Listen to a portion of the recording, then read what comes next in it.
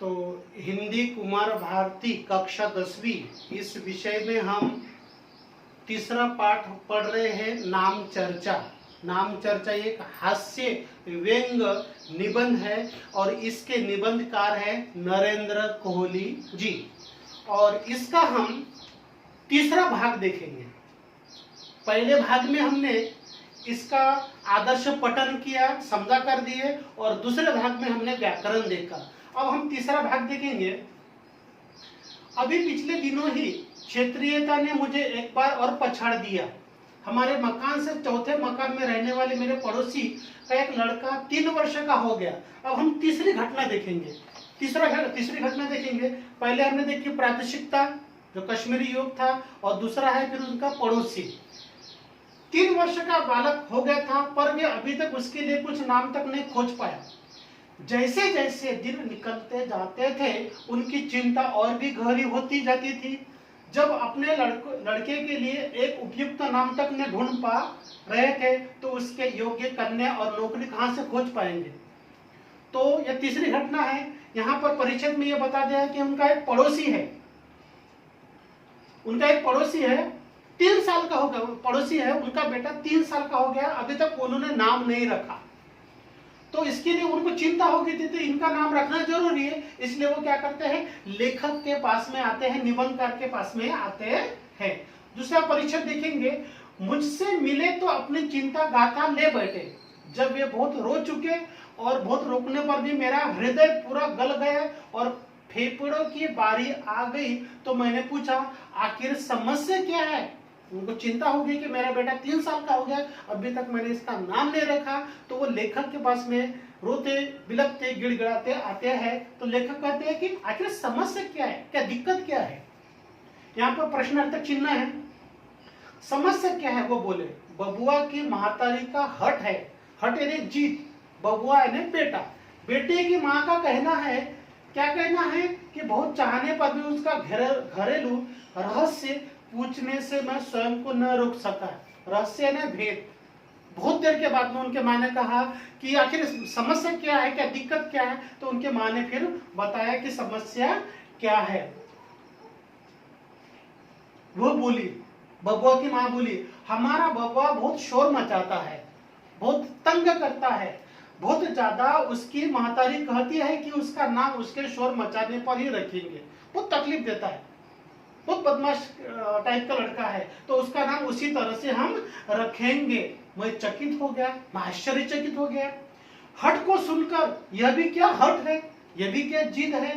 लोग गुण पर तो नाम रखते ही है, पर दोष को लेकर नाम था। पहले भाग में और दूसरे भाग में हमने क्या देखा कि लोग गुणों के आधार पर नाम रखते थे, लेकिन तीसरे भाग में, तीसरी घटना में लोग क्या रखने लगे, गुणों के आधार पर नहीं, दोषों के आधार पर नाम रखने लगे। मुझे चिंतित देखकर वो बोले, कोई नाम सोच रहे हैं क्या। मैं चिंता कर रहा था, सोच रहा था, आश्चर्य में था। तो उन्होंने क्या कहा, कुछ सोच रहे हैं क्या बच्चों के नाम के बारे में। तो उन्होंने बोला, मैंने कहा, एक नाम सुझा है, एक मेरे दिमाग में नाम है, आपके बबुआ के शोर मचाने से मिलता जुलता नाम है, शायद आपको पसंद आएगा। एक नाम मैंने सोचा है, अगर नाम आपको कैसा लगेगा मैं बता रहा हूँ। हमारी पसंद क्या है, उनका मुंह लटका ही रहा। पसंद तो बबुआ की महतारी को होना चाहिए। बोलिए, क्या नाम सुझा है आपको। उन्होंने आग्रह किया कि नाम बताइए। तो कोलाहल मैंने बताया। कोलाहल उन्होंने दोहराया।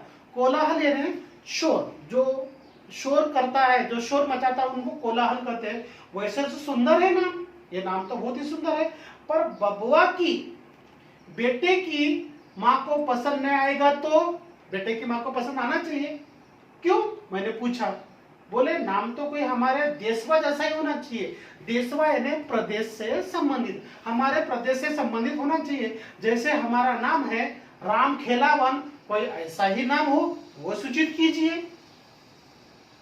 मेरी बुद्धि चकमक हो रही थी, आश्चर्यचकित हो रही थी, चकरा रही थी। मेरे समझ में क्या नहीं आ रहा था, कुछ भी समझ में नहीं आ रहा था। जल्दी से बोला, आप राम खेलावन के तौल पर आप शोर मचावन रख दीजिए। आपका नाम अगर राम खेलावन है और आपका बेटा शोर मचाता है, तो उसका नाम क्या रख दीजिए, शोर मचावन रख दीजिए। निबंधकार ने यह नाम सूचित किया। शोर मचावन, वो उछल पड़े, व्यक्ति उछल पड़े, प्रसन्न हो गए, गदगद हो गए। बहुत बढ़िया। हम 3 बरस से, बरिस ने साल से, 3 बरिस से यही नाम तो खोज रहे थे। आप सचमुच बहुत ही बुद्धिमान हैं मास्टर साहब। और वे चले गए। मास्टर साहब को उन्होंने बुद्धिमान की विशेषता दे दी और वहां से वो चले गए। बच्चे के गुण दुर्गुण पर, गुण दुर्गुण यह परस्पर विरोधी शब्द है। गुण भी है और दुर्गुण भी है और इसमें शब्द युग्म भी है। नाम रखने वाले वे अकेले ही नहीं थे। मेरे एक मित्र, अब चौथी घटना, ये तीसरी उदाहरण देखा आपने, ये चौथी घटना है इस पाठ के अंतर्गत। मेरे एक मित्र का पल्ला पकड़कर एक और साहब मेरे घर आए। पता नहीं लोगों को कहां कहां से मालूम हो जाता है कि मैं बच्चों के नाम रखने में बहुत दक्ष हूं, निपुण हूं, पारंगत हूं। कहां कहां युग्म शब्द है। मैंने उन्हें चलते से 2-3 नाम सुधाकर पीछा छोड़ाना चाहा तो वो खुले और बोले, ऐसा नहीं चलेगा साहब, हम तो आपको नामों का विशेषज्ञ समझ कर आए हैं। आप बहुत जानकार है, विशेषज्ञ ने जानकार व्यक्ति है, आपको नामों की कदर है, आप अच्छे से नाम रख सकते हैं। आप इस तरह से जाते जाते नहीं कर सकते, हमको अच्छे से नाम बताइए, आपको कैसा नाम चाहिए। निबंधकार ने प्रश्न पूछा, प्रश्न दिया। यहाँ पर मैं ऐसे ही अवसरों पर स्वयं को उस दुकानदार की स्थिति में पाता हूँ जो ग्राहक को तैयार माल से संतुष्ट न कर पाने के कारण ऑर्डर पर माल बनवा देने का प्रस्ताव रखता है। यहाँ पर क्या है, दुकान के बारे में एक उदाहरण के माध्यम से उन्होंने समझा कर दिया है। बात यह है साहब, वो बोले, आप जानते हैं किसको अपना बच्चा प्यारा नहीं लगता। दुनिया में हर पिता को अपना बच्चा प्यारा लगता है। हमें भी अपना बच्चा प्यारा है। वैसे आप उसे देखें तो आप भी मानेंगे कि बहुत प्यारा है, मेरा बेटा बहुत ही प्यारा है। आप देखेंगे तो आपको भी प्यारा लगेगा। क्यों भाई साहब? उन्होंने मेरे मित्र को टहोका दिया और ठीक कर कहा, हाँ मैं सही कर रहा हूं ना कि मेरा बेटा प्यारा है कि नहीं। ऐसा अपने दोस्तों को उन्होंने कोहनी लगाकर बोल दिया। जी हाँ, बहुत प्यारा बच्चा है इनका, मेरे मित्र ने कहा। पर साहब वो फिर बोले, बहुत सताता भी है, मेरा बेटा बहुत प्यारा है परंतु वो सताता भी है। हम चाहते हैं, क्या चाहते हैं, उसका कुछ ऐसा नाम रखा जाए कि उसका प्यारापन भी हो और सतानापन दोनों हो। बच्चे के पिता क्या कहने लगे, वो प्यारा तो है ही लेकिन सताता भी है। ऐसा कुछ नाम रखिए, सूचित कीजिए कि उसमें प्यारापन भी हो और थोड़ा सा सताने के गुण भी हो, दोष भी हो। दोनों ही बातें कवर हो जाए, उसमें दोनों बातें समाविष्ट हो जाए।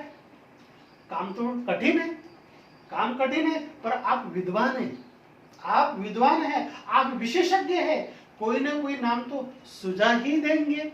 प्रश्न का भाव यहाँ पर क्या है, उन्होंने विस्मय अपना अधूरा अवतरण चिन्ह के इससे पूछा है उन्होंने। मैंने सोचा काम वस्तुतः बीहड़ था, बीहड़ यानी कठिन। लोग भी कैसे कैसे मूर्ख होते हैं, क्या शर्तें लाए हैं, पर ठीक है मैं भी विद्वान हूँ। लोग मेरे पास आते हैं, अजीबो गरीबो लोग आते हैं, कुछ कुछ प्रश्न लेकर आते हैं, लेकिन वो मेरे को विद्वान नहीं मानते हैं। मेरी बुद्धि ने एक चमत्कार किया, मेरी बुद्धि ने, मेरे दिमाग ने चमत्कार किया। ऐसे चमत्कार वैसे कभी कभी ही होते हैं पर हो जाते हैं। यहाँ पर हास्य व्यंग्य के माध्यम से लेखक निबंधकार कहते हैं, क्या कहते हैं, मैं बोला आपकी शर्त बहुत कठिन है, फिर भी प्रयत्न करना हमारा धर्म है। मेरे मन में एक नाम है, मेरे मन में एक नाम है, नाम अत्यंत साहित्यिक है, लिटरेचर से संबंधित है और हिंदी साहित्य के मूर्धन्य साहित्यकार, मूर्धन्य ने प्रमुख महान साहित्यकार, हिंदी के कवि तथा नाटककार जयशंकर प्रसाद। जयशंकर प्रसाद हिंदी के महान साहित्यकार है, उनके अलौकिक प्रतिभा की उपज है। उन्होंने बताए हुए एक नाम है, मैंने देखा वे श्रद्धा से नत होकर मेरी बात सुन रहे थे। मैं फिर बोला, प्रसाद जी ने भी बचपन के इन्हीं दोनों पक्षों को एक साथ देखा था और अपने एक गीत उठ उठ री लघु लघु लोल लहर में उन्होंने प्यार और हठीले बचपन को दुर्ललित कहा है। आप यही नाम अपने बच्चों का रख सकते हैं। जयशंकर प्रसाद ने अपने एक साहित्य में एक नाम सूचित किया, वो नाम है दुर्ललित। दुर्ललित यानी नटखट। दुर्ललित का मतलब है नटखट है। दूसरा है अधिक प्यार से बिगड़ा हुआ, और तीसरा है दुष्ट चेष्टा वाला। ऐसे 3 नाम उसका अर्थ निकलते हैं। हिंदी शब्दकोश में मैंने जब इसका मतलब देखा तो इसके 3 मतलब निकलते हैं। दुर्ललित आप नाम रख दीजिए। आपका बच्चा क्या है, सताता है, नटखट ही है, तो आप नटखट रख सकते हैं। आप यही नाम अपने बच्चे का रख दीजिए। जयशंकर प्रसाद के उन्होंने जो नाम सूचित किया था, ये नाम आप रख दीजिए। ऐसा नरेंद्र कोहली ने उनको कहा। उनके चेहरे के भाव नहीं बदले, बिल्कुल ऐसे एक जैसे ही रहे। वे वैसे ही जड़ मुद्रा में बैठे रहे, जड़े रहे, अचेतन मुद्रा में बैठे रहे। साहब हम नौकरी पेशा लोग तो है ही नहीं।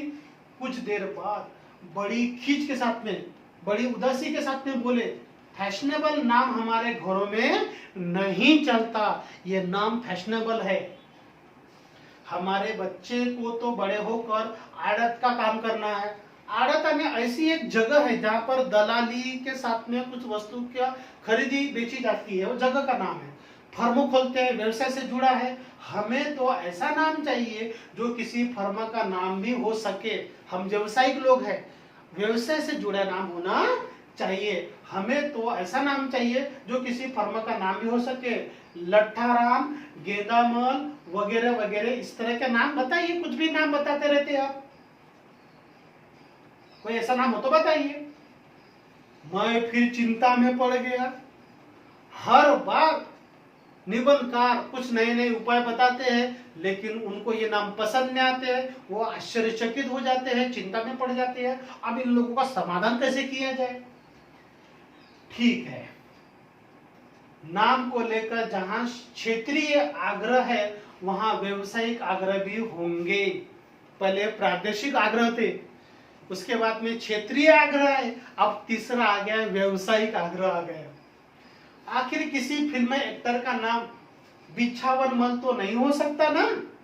उसी तरह फर्म का नाम और फिर उनकी शर्तें, यहां पर उनके बारे में बताने लगा। मैं बोला, निबंधकार बोले, नरेंद्र कोहली जी बोले, क्या बोले, आप ऐसा करें, बच्चे का नाम प्यारूमल सताऊमल रख दे। आप ये नाम रख दीजिए। फर्मा का नाम जरूर लगेगा, बच्चे का चाहे न लगे। बच्चे का नाम अगर ये सूट नहीं होता तो ठीक है, लेकिन व्यवसाय से जुड़ा है, ये नाम जरूर आपको क्या है, साकार हो जाएगा, मूर्त रूप लग जाएगा। उनकी आंखों का भाव पहली बार बदला और वो चमक कर बोले, मारा अब ठीक है। चमक कर बोले, मारा अब ठीक है। वो प्यारूमल सताऊमल एंड सन्स, वाह भाई वाह, क्या नाम बताया आपने। ये नाम मुझे बिल्कुल पसंद है, बढ़िया नाम आपने रखा, व्यवसाय से संबंधित है। पर मैंने उसी दिन से नाम बताने का काम स्थगित कर दिया। वो व्यक्ति चला गया। अब लेखक पाठक को कह रहे, निबंधकार पाठक को कह रहे, लोगों को कह रहे, हमको कह रहे, क्या कर रहे हैं, पर मैंने उसी दिन से नाम बताने का काम रोक दिया। अब मैंने नामों का वर्गीकरण प्रारंभ कर रखा। फर्मों के उपयुक्त नाम, नेताओं के उपयुक्त नाम, एक्टरों के उपयुक्त नाम इत्यादि। देखना यह है कि कितने वर्ग बनते हैं और फिर उनके अनुसार नामों की सूचियां बनाऊंगा और फिर नाम बताने का ही धंधा प्रारंभ कर दूंगा, व्यवसाय शुरू कर दूंगा। उन नामों को पेटेंट करवा लूंगा और फिर उन पेटेंट नामों के रॉयल्टी देकर ही लोग उनमें से कोई नाम रख सकेंगे। आप अपनी आवश्यकता लिखित रूप से भेजिए। इस प्रकार से लेखक के दिमाग की उपज, इस व्यवसाय में पैसे कमाने की सोच निर्माण होने लगी। यह हो गया हमारा पाठ यहाँ पर समाप्त। यहाँ पर ये पाठ समाप्त हो गया। अब हम इसके अगले वीडियो में व्याकरण और कठिन शब्दार्थ देखेंगे। आप बने रहिए।